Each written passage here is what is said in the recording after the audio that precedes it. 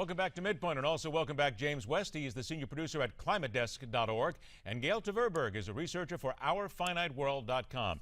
Gail, I'm going to throw this one to you to start things out here. It seems like the right thing to do, and of course it seems like the clean thing to do. Is it not just, again, the thing that we here in America are going to have to pay more attention to, no matter the fact it may cost some jobs at the beginning, but we are going to have to eventually get down to clean energy? I'm afraid this story that we can get down to clean energy is just something that's been made up. We really don't have that option. And in fact, the energy that's described as clean is very polluting when it's made.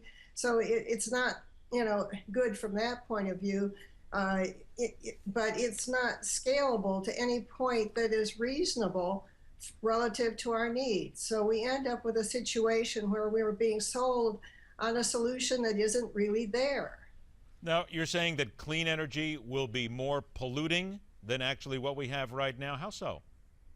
Well, I'm not sure if it would be more polluting, but we certainly have all the kinds of pollution that's there when it's made. The cadmium, for example, in some of the thin film of the solar PV that's present in the extraction. There's an issue when the solar panels are made of that there's some byproducts which are very polluting.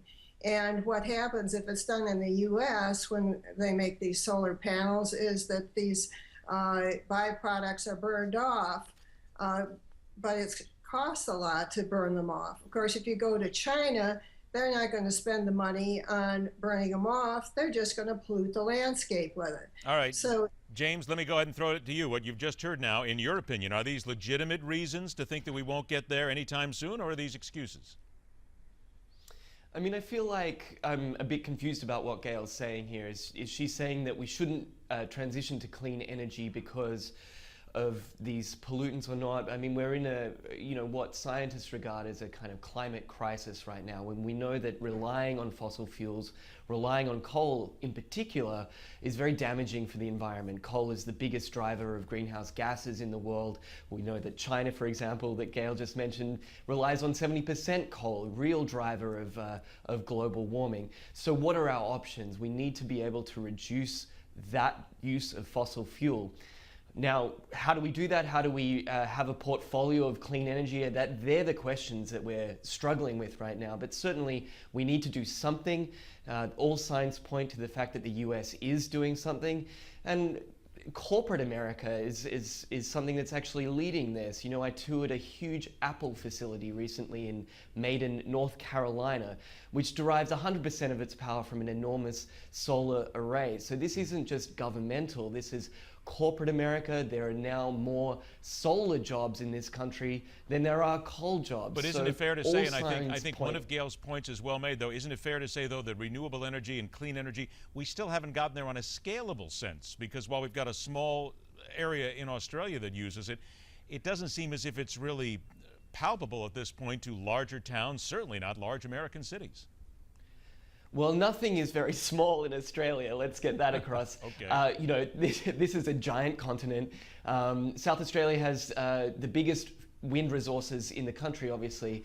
And the problem in the United States is not necessarily the resources involved. If we were to put just a small amount more of solar panels, wind turbines up, it could be imminently scalable. But I think the problem in America is the interconnectivity of an aging grid. This is an old piece of infrastructure. It's the biggest machine in the world, if you can imagine that, and it has to be improved so that it can be smarter and use this technology in a more efficient fashion. That's the real science that needs to happen now. We have the technology, the proof of concept exists, but we need to work on the way that we get it to people's homes and power our cities, which are aging and, as you said, huge. Gail, about a minute left. Isn't what James says, though, seems to make a lot of sense. Don't we have to get smarter? Maybe we can't turn on the switch on clean energy right away, but don't we have to get a little more intelligent into how we do create our energy?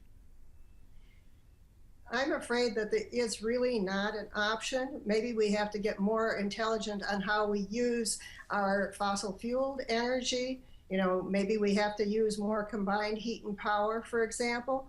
There are approaches that we haven't entirely thought of, but we really do not have an option, even though people would like to think this is an option. It's not scalable. You can't get enough of the rare earths and all of the kinds of these rare elements that we need to do it. And it becomes just so terribly expensive to upgrade our grid too, something that we can't really easily do. All right. So we've opened up another Pandora's box here with so many other things. Unfortunately, we are out of time. We need to come back and redress this again, because sooner or later something's going to happen, either on the dirty side or the clean side of energy.